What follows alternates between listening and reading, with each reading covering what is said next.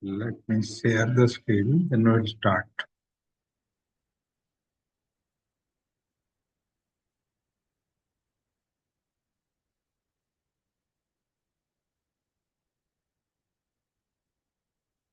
Okay, this is the second class. We'll wait first few seconds, then we'll start.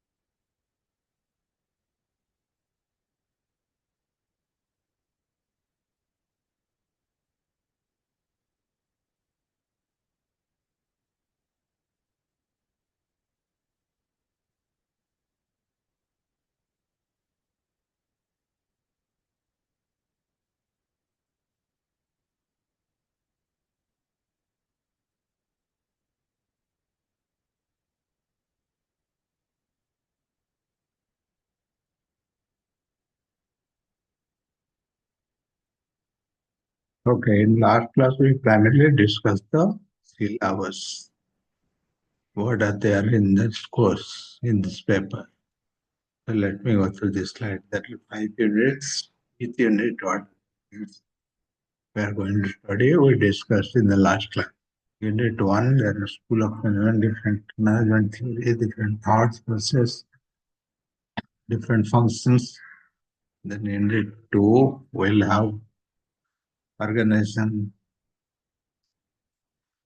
how organization behave, different behavioral aspect, different theory, different science, and behavioral things, motivation. Unit 3 of unit 3 is dynamics, growth, people. The 2 and 3 mostly related to people, behavioral things. And then what we have skills related things, interpersonal and organizational communication skill. Fifth, the last unit is different conflict resolution technique, why conflict arises in that direction. So we studied all these things. We discussed what we're going to do. And we'll start between classical and neoclassical approach. What they give in the opinion, definition, research, the research outcome of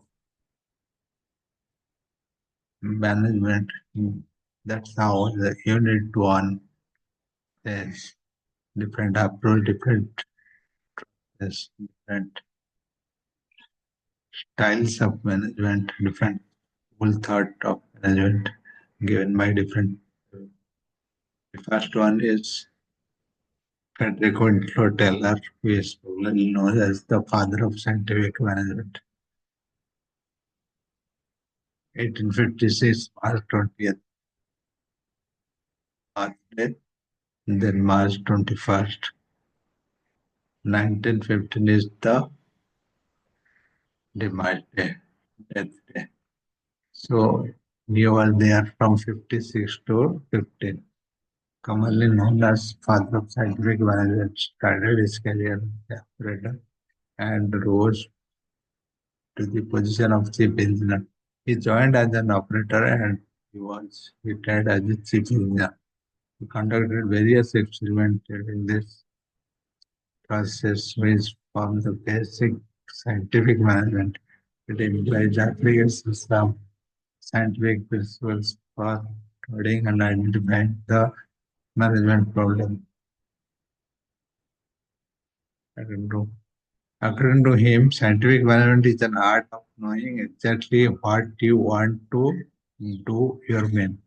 That means suppose you are employing some local ଦ୍ୱାରା କାମ କରାଉଛି, କଣ ତୁମେ ଚାହୁଁଛ, କଣ ସେମାନଙ୍କୁ କରିବା ଲାଗି ଡାଇରେକ୍ସନ ଦେଇଛ, that is the main motive, main management theory. So you know that art, knowing the art exactly what you want to do your main work, thing that they do in the best and cheapest way. ସବୁଠୁ କମ ପଇସା ଖର୍ଚ୍ଚ କରିକି ସବୁଠୁ ଭଲ କାମ କରିବା main ଉଦ୍ଦେଶ୍ୟ, that is management. In his view, if a work is analyzed scientifically, it will be possible to find one best way to do it. That means you have broke the work into small pieces and analyzed the entire project into small pieces and broken into a small unit of work which is given to each resource. Scientific management is the thoughtful, organized, dual approach towards the job management and it means the role of. That means you are dividing the work and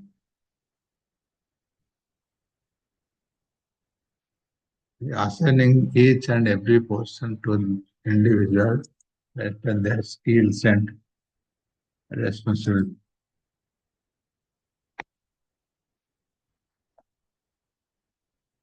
So he has given this approach to manage the work scientifically and divide the work and based on the breakdown structure. ତମେ ଯେକୌଣସି କାମ କର, ଯେକୌଣସି ବଡ଼ project ନିଅ, you are taking a big project, suppose ତମେ ଗୋଟେ ଘର କରୁଛ, you are breaking it in smaller pieces. ଘରର ଫାଉଣ୍ଡେସନ କରିବ, ତାପରେ କାନ୍ଥ କରିବ, ତାପରେ ଛାତ କରିବ, ତାପରେ କରିବ. Then you are breaking it into small pieces. For any work, ତମେ ଯଦି ତମ ଘରୁ ବାହାରିକି କୋଉଠି ଗୋଟେ ଯିବ, ତମ କଲେଜକୁ ଯାଉଛ, ଭୁବନେଶ୍ୱର ଯାଉଛ, ତମେ ପ୍ଲାନ୍ କରୁଛ କେମିତି ଯିବ, କେତେବେଳେ ଯିବ, କୋଉଠି ରିକ୍ସା ନବ, କୋଉଠି ଟ୍ରେନ ନବ, କୋଉଠି bus Naba. You are planning everything.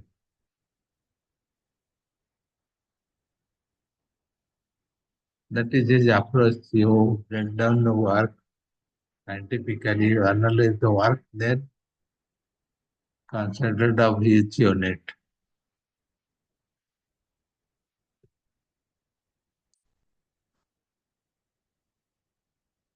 Classical approach scientific management by Taylor.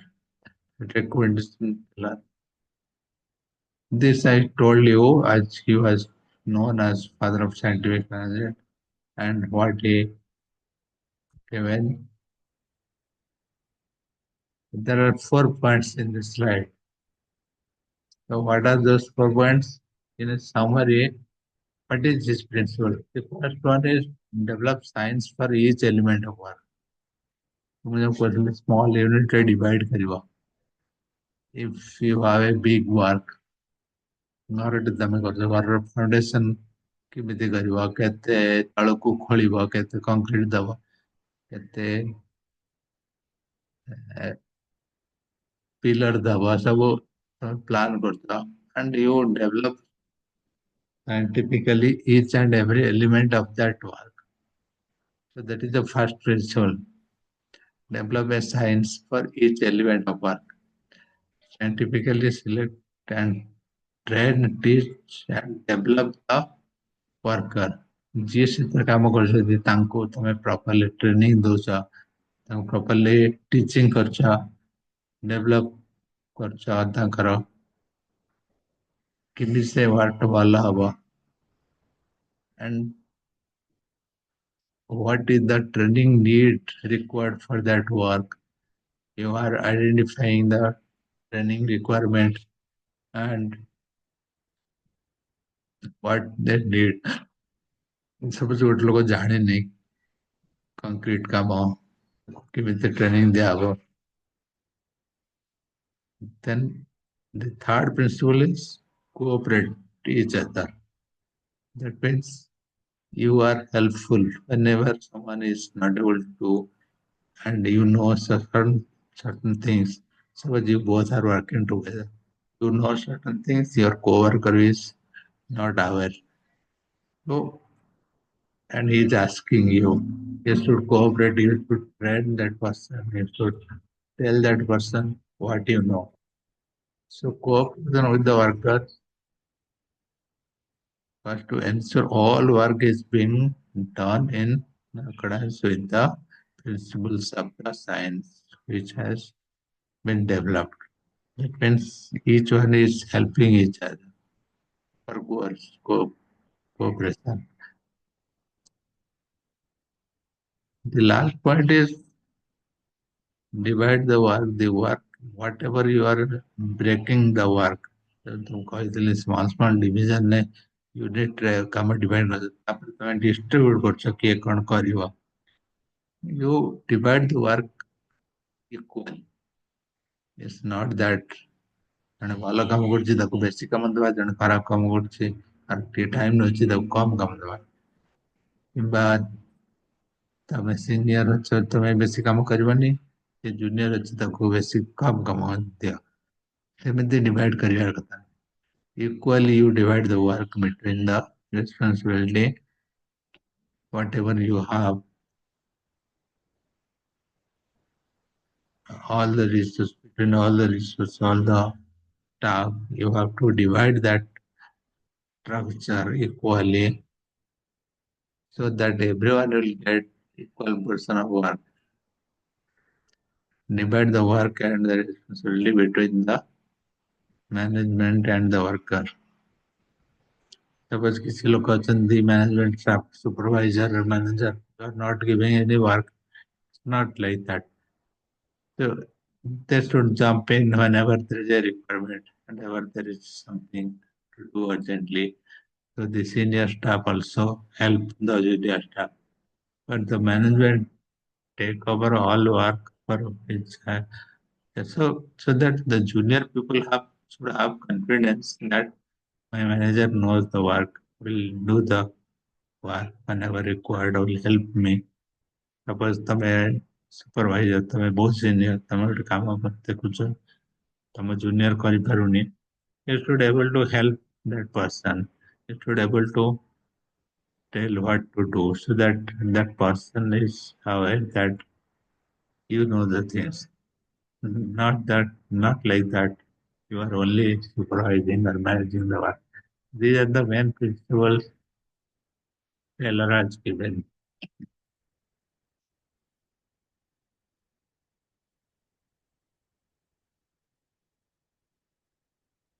That is classical approach. Then neoclassical approach is behavioral approach. So the main difference between classical and neoclassical approach is what? The power slide ଅଛି. The key difference between classical and neoclassical theory is that the classical theory only considers the physical and economic needs to satisfy an employee, whereas the neoclassical theory not consider the physical and economical needs, but also consider needs like job satisfaction and career development. Neoclassical approach, as I told you in this slide, the behavioral approach. That means, suppose what look you are equally responsible for his career growth, for his family.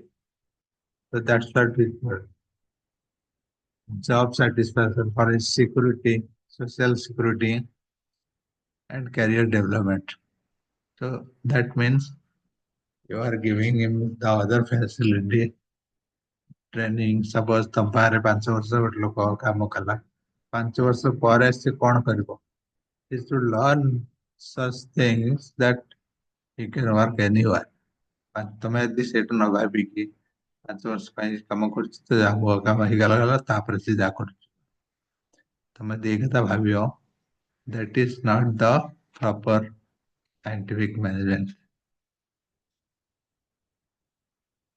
So that was missing in behavioral approach, was missing in the first approach. Then some approach came with those things, neoclassical approach, where we have different job satisfaction. Job satisfaction means social security. You have, let's say, pension, insurance, your family pension, child education. Lot of things are there where you can motivate the employee to work better. Suppose transportation, food, quarters, a lot of things are there. So these are called social security, are providing the behavioral approach so that the employee can feel better. Similarly, the career development. When someone is working, we are providing the required training, required knowledge, coaching, so that one person will develop the career whenever working. That means, suppose you are working in an organization, in one company for a long time. So while working, while producing things, so you are also equally responsible for your career. You are growing, you are learning new things, new technique, so that whenever it's required in future, you can apply that in other organization. So that you are continuously improving or growing yourself by adding new skill to your career, to your knowledge base. So that was the approach of neoclassical approach.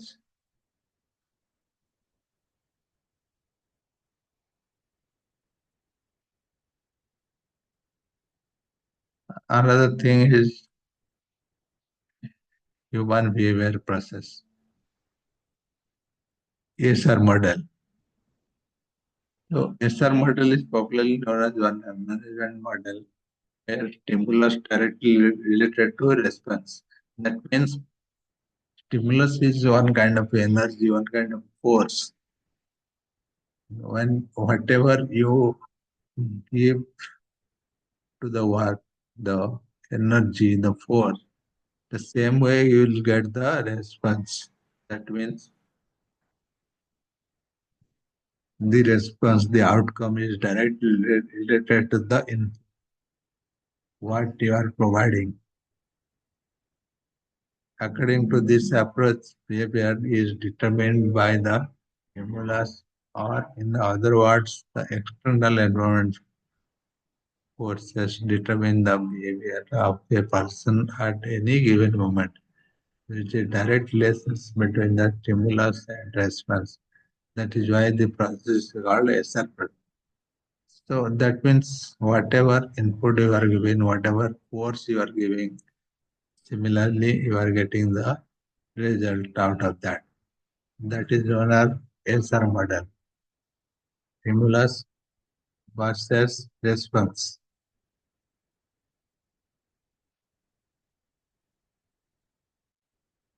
These are different management approaches. Then modern approach. Modern approach came into picture where you have quantitative approach, system approach, contingency approach. Quantitative approach, the quantitative school of management is the result of the research conducted during the World War II. The quantitative approach to management involves the use of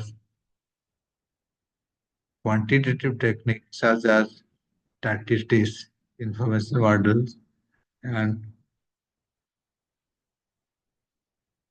computer simulation to improve the decision making. Different quantitative approaches use of different quantitative methods, statistics, calculation. So these are used in modern days. These are modern approach, system approach. The globalization of this school thought is heavily oriented to sociological concept. This school believes that the theory of management rests on the understanding of the interaction of the social group. This school is closely related to the human behavior school of management. This includes those research that look upon management as a social system, that is system of cultural interrelationship. Here, the management is mostly related to the social system. It's known as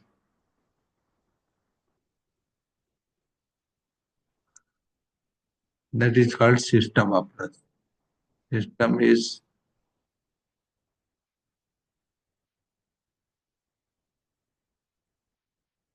it revolves around the society. It manages the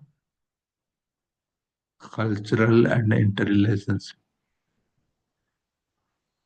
Contingency approach here, contingency means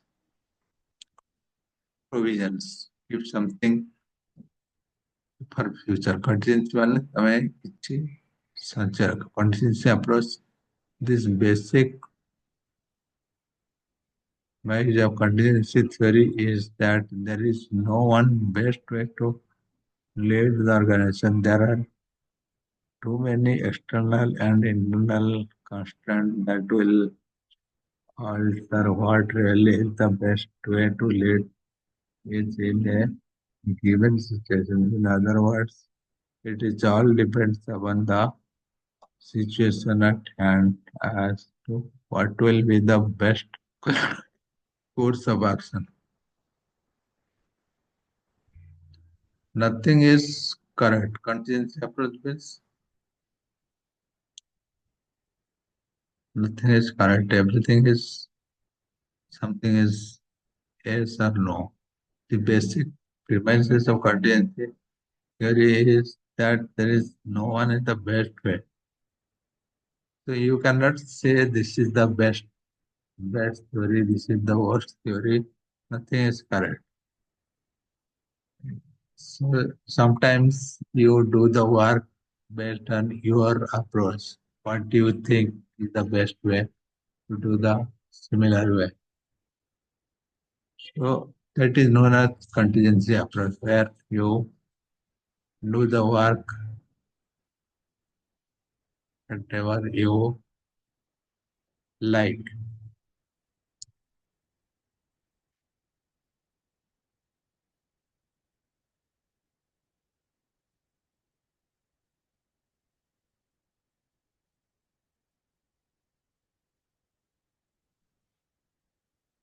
So these are three types of approach. Modern approach. Under modern approach, we have quantitative approach, system approach, and contingency approach.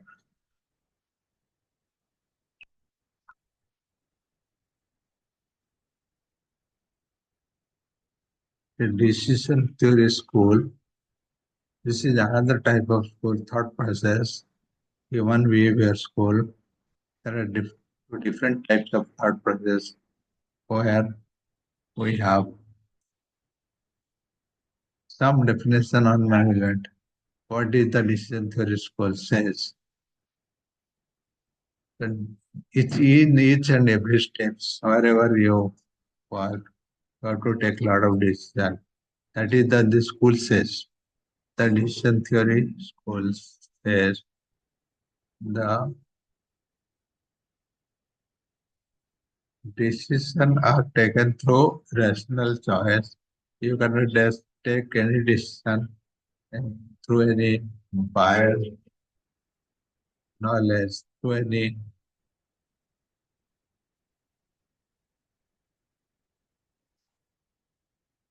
knowledge based on the your understanding, your knowledge. Suppose you think this is better, ତମକୁ ଲାଗିଲା ଏଇଟା ଭଲ କାମ, ତମେ ସେ decision ନେଲ. That is the wrong decision. Then you should think 100 times. You should take all input from all directions before taking any decision. The exponent of the school led by Simon concentrated their attention fully on the decision making. So decision making is the key in this management theory. They are of the view that all the managerial functions boil down to one point, that is decision making. So each and everything, so starting from the production, salary, recruitment, distribution. So in every step, so end of the day, it is boiled down to each and every action, each and every thing, the decision making approach. The school stress is on the study of alternative thought, right assessment of different variables. The human behavior schools. Human behavior, when the direction of will study more on this Author studies. With the, what is this study? Given by Elton Mayo. Elton Mayo is a person who has given some analysis, some research on this. And what is this study? We'll discuss more on that. So today we will discuss all these different approach, different schools of thought, different management theory. We'll continue to discuss, then we'll jump to managerial functions, planning, organizing, coordinating all these things in the next class. Today you give me your attendance by writing name and roll number in the chat box. And we'll have another class tomorrow same time. Thank you.